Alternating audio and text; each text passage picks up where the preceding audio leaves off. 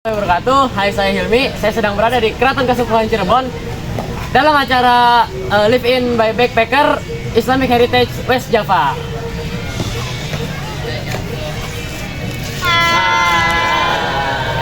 Kali ini kita sedang berada di dalam dari museum Keraton Kasepuhan Cirebon. Nah, saya jelaskan sedikit tentang background dari tempat ini ya. Jadi Keraton Kasepuhan Cirebon ini itu peninggalan dari salah satu kerajaan yang ada di Nusantara pada saat itu. Kerajaannya masih kerajaan Hindu, yaitu kerajaan Pajajaran. Nah, kerajaan Pajajaran ini salah satu pendirinya adalah Prabu Siliwangi kelima. Prabu Siliwangi kelima ini tentunya kan namanya raja, pasti punya satu permaisuri dan beberapa selir gitu ya. Nah, salah satu selirnya itu adalah seorang anak kiai yang bernama Nyai Endang Gelis. Nyai Endang Gelis ini itu tentu saja beragama Islam. Tapi karena raja ingin melamar dia, akhirnya dia minta maharnya itu si raja ini masuk Islam, si Prabu Siliwangi ini masuk Islam. Akhirnya diturutin dia tuh, karena emang yang namanya udah cinta mati gitu lah. Akhirnya mereka menikah dan memiliki 3 orang anak. Anak pertama itu bernama Raden Walang Sungsang. Walang Sungsang ini tuh punya nama nama panggilan itu namanya Cakrabuana, atau juga punya nama Islam yaitu Abdullah Iman. Lalu anak keduanya itu Kian Santang dan anak terakhir itu Rara Santang. Nah, dari Cakrabuana sendiri itu menikah dengan seorang perempuan yang bernama Dewi Subanglarang. Dari pernikahan mereka itu menghasilkan salah seorang keturunan bernama Pakumwati. Lalu dari sisinya Rara Santang ini menikah dengan salah satu syekh dari negara Timur Tengah yang bernama Syekh Syarif Abdullah. Syekh Syarif Abdullah ini itu dari pernikahan mereka berdua dikaruniai seorang anak bernama Syekh Syarif Hidayatullah, atau lebih dikenal dengan nama nama Sunan Gunung Jati. Nah, Sunan Gunung Jati itu yang nantinya akan mereformasi kerajaan Cirebon ini besar-besaran. Yang awalnya dari kerajaan Hindu transisi Islam menjadi kerajaan Islam sepenuhnya. Gitu. Juga dia berhasil untuk mengekspansi kerajaan Cirebon ini sampai ke Banten, bahkan ke Demak. Dengan aliansinya itu Raden Fathahilah. Lalu anaknya juga anaknya juga itu siapa namanya? Sultan? Ya betul, Sultan Hasanuddin. Sultan Hasanuddin itu berhasil menguasai kerajaan Banten hampir keseluruhannya. Hai, aku Abi. Aku sekarang berada di Madle Malang Semirang. Jadi bangunan ini memiliki 6 tiang di bagian tengah yang melambangkan rukun iman. Jumlah tiang semuanya ini berjumlah 20 yang melambangkan sifat-sifat Allah. Hai, aku Sarah. Di sini ada batu Indra dan Yani. Batu yang melambangkan Adam dan Hawa dan melambangkan kesuburan dan duniawi, melambangkan kehidupan yang turun menurun. Halo, aku Hina. Ini adalah bangunan Mande Pengiring. Bangunan dengan 4 buah tiang di tengah dan 4 buah tiang di pojok yang melambangkan 4 unsur, yaitu api, air, tanah, dan udara, dan 4 arah mata angin, yaitu utara, selatan, barat, dan timur. Bangunan ini adalah tempat penjabat, pengiring sultan, dan para hakim apabila ada pengadilan. Hai, saya Putra. Kali ini saya ingin menjelaskan tentang Mande Pandawa 5. Kenapa disebut Pandawa 5? Karena tiangnya berjumlah 5 yang menunjukkan sebuah rukun Islam. Ada 5. Nah, tempat ini juga untuk beristirahatnya kayak pengawal sultan yang mengawal di sini. Dah. Halo guys, nama saya Ilmi. Jadi ini tuh namanya adalah Mande Karasman. Jadi ini tuh biasanya digunakan untuk upacara tentang hal-hal yang berbau seni. Karena ini biasanya digunakan untuk gamelan. Jadi di tengah ini ditaruh gamelan dan main instrumen lah pokoknya. Itu tuh dilakukan setahun 2 kali. Tiap Lebaran haji sama lebaran Idul Fitri dan Idul Adha gitu. Nah, kembali lagi bersama saya Putra. Saya ingin menjelaskan tentang Gapura Banteng. Kenapa bisa disebut Gapura Banteng?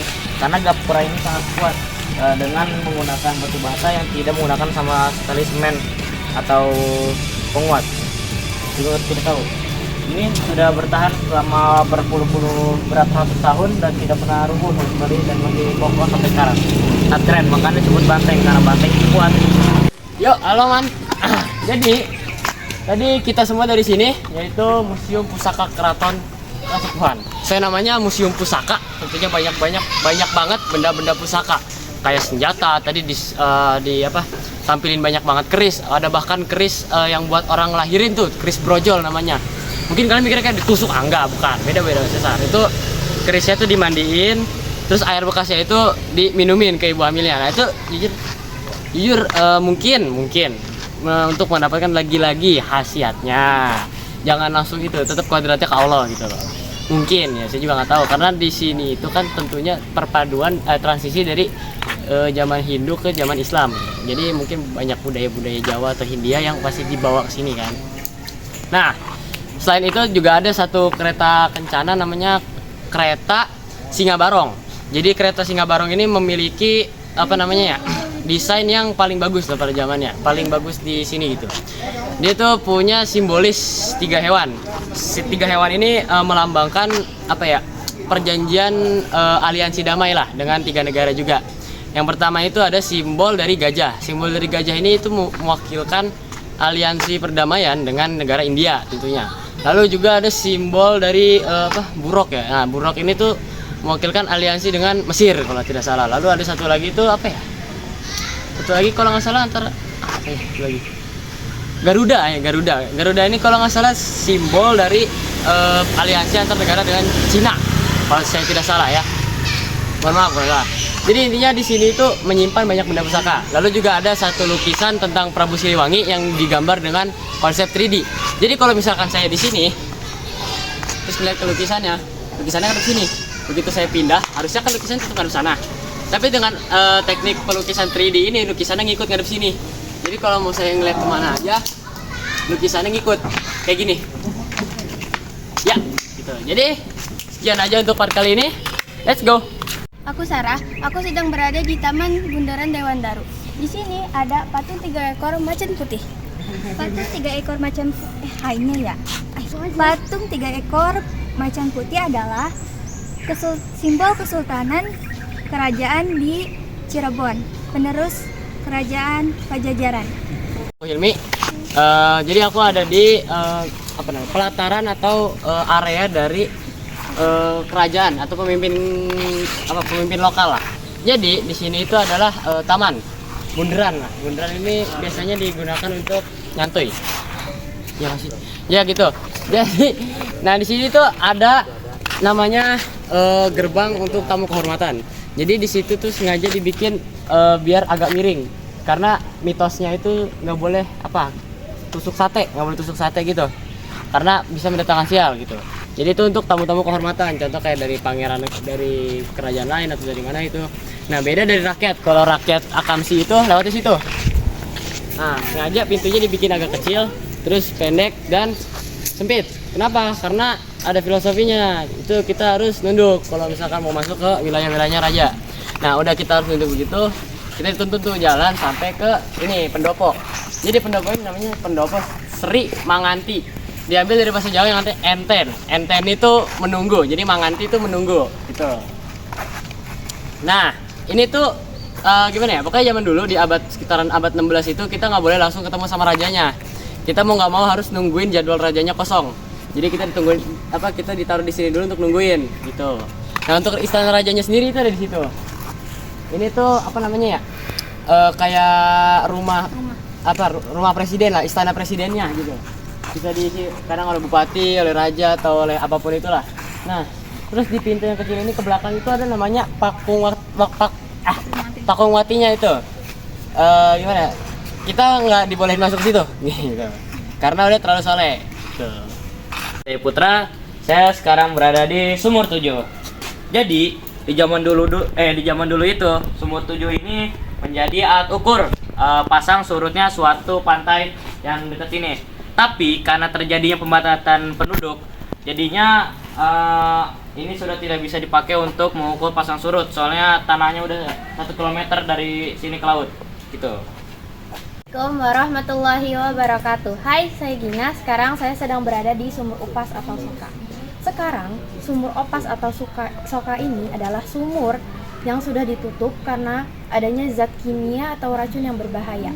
Karena pada zaman dahulu ada sebuah keris yang dicuci di sumur ini dan menjadikan air dari sumur ini mengandung zat kimia yang berbahaya.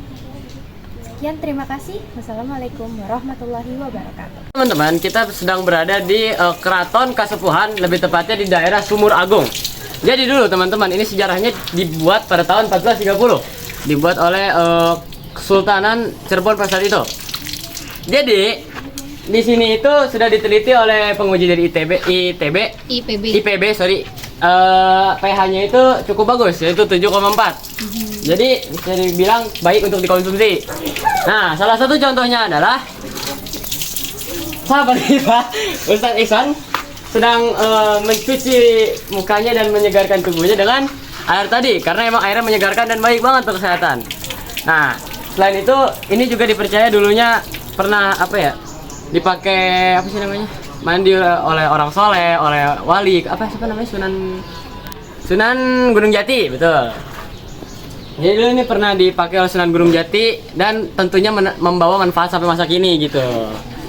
Tapi tetap yang harus digarisbawahi adalah mengambil manfaatnya saja, jangan sampai mendewa-dewakan air ini melebihi sang pencipta gitu loh. Ya, dah. Assalamualaikum warahmatullahi wabarakatuh. Hai, saya Hilmi. Saya sekarang sedang berada di Bukit Lambusir, lebih tepat berada di ketinggian 850 mdpl dan juga berada di kaki Gunung Ciremai, daerah Kuningan, Jawa Barat. Lebih tepatnya di Kecamatan Linggarjati. Nah, dari Bukit Lambusir ini itu sudah bisa terlihat nggak seluruh sih, tapi pemandangan dari daerah Linggarjati ini. Jadi kayak ada padangnya, ada pedesaan di sana, ada kampung-kampung, juga ada kotanya juga di situ. Jadi Bukit Lambusir ini tuh kita daki tadi mulai sekitar mungkin 20 atau 30 menit lah dari pos awal. Karena emang bukitnya lumayan landai meskipun 800 mdpl. Terus juga di sini ada teman-teman saya yang sedang makan. Saya dong kamera. Ya. Juga perjalanannya tadi kita naik angkot dari mana? Pila, betul. Dari Pila kita naik angkot. Videonya udah ada di awal. Oke. Assalamualaikum warahmatullahi wabarakatuh. Hai, aku Hilmi. Sekarang aku sedang berada di museum dari Keraton Kacirebonan. Oke. Pada kali ini aku akan menjelaskan sedikit tentang sejarah dari kerajaan Kacirebonan ini. Jadi dulu teman-teman, ada yang namanya Syekh Syarif Hidayatullah atau lebih kerap dikenal dengan Sunan Gunung Jati. Sunan Gunung Jati itu mendirikan Kesultanan Cirebon, bukan Kacirebonan, beda, Cirebon. Pertama kali itu pada tahun 1587. Nah, ini tuh hanya bertahan sekitar 200 tahun sampai tahun 1660. Karena saat di tahun 1660 itu 1660 itu terjadi pemisahan lah, karena sultan terakhir dari Kesultanan Cirebon ini tidak memiliki anak laki-laki. Makanya pembagiannya itu menjadi daerahnya menjadi sengketa dan terbagilah dua kerajaan kecil, yaitu Kerajaan Kasepuhan dan Kerajaan Kanoman. Lalu sekitaran tahun 1795 Kerajaan Kanoman itu berperang dengan Belanda sampai kurang lebih 1 tahun, dari tahun 1795 sampai 1796. Akhirnya Belanda menggunakan cara licik, yaitu dengan menggunakan seperti meja perundingan di sana. Lalu dengan berunding begitu kan otomatis senjata dinonaktifin kan, ditaruh bawah gitu. Nah, itu sultan dari kerajaan Kanoman itu ditangkap. Nama sultannya itu Sultan Charbon Amirul Mukminin. Nah, setelah dia ditangkap, dia diasingin selama 10 tahun di Ambon. Ya. Dia diasingin di Ambon selama 10 tahun dari tahun 1796 sampai 1806. Akhirnya setelah 1806 Belanda ini ngerasa justru dengan ditangkapnya sultannya ini Cirebon makin ngamuk gitu, Kanoman makin ngamuk. Akhirnya dibalikin itu sultannya di 1806. Setelah 2 tahun dia dibalikin, dia mendirikan kerajaan yang kecil nih, namanya Kerajaan Kacirebonan. Nah, itu bisa dilihat di sini.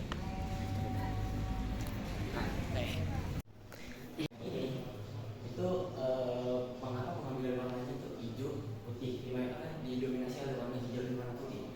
Karena Kesultanan Kacirebonan itu mengambil sedikit dari sunnah Rasulullah, yaitu warna favorit beliau.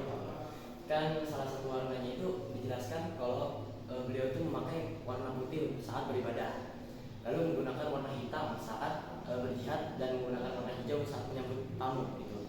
Makanya di sini diberikan warna hijau di pintu sebagai bentuk dari penyambutan, dan warna putih di sekitar itu sebagai bentuk apa ya, peribadatan gitu. Aku Imi, dan sekarang aku sedang berada di Museum Cirebon. Jadi di sini kita mendapat sebuah ukiran atau pahatan kayu pada saat pertama kali Kesultanan Cirebon ini berdiri pada tahun 1808, yaitu Lungji. Lungji itu diambil dari bahasa mungkin Jawa atau Sunda, artinya telung jadi siji, telung iwak jadi siji, 3 ikan yang menjadi satu. Ini itu menyimbolkan tentang ihsan, Islam dan iman, begitu.